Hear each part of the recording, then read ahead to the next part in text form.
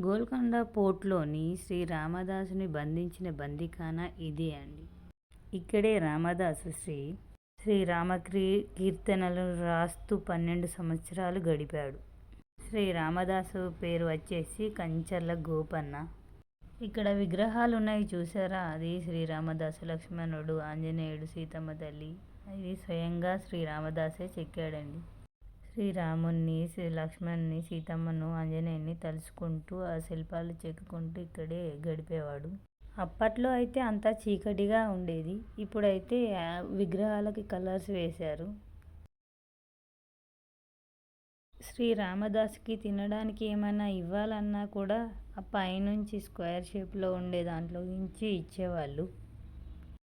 తర్వాత ఏ తప్పు చేయలేదని తెలిసి రామదాసునైతే వదిలేస్తారు. మీకు ఎలా అనిపించింది ఈ రామదాసు చెరసాల? కామెంట్ చేయండి. ఒక చిన్న లైక్ చేసి షేర్ చేయండి, సబ్స్క్రైబ్ చేసుకోండి.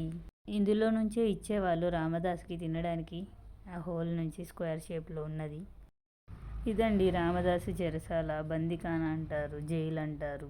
మరిన్ని వీడియోస్ కోసం ఫాలో చేయండి. Thank you.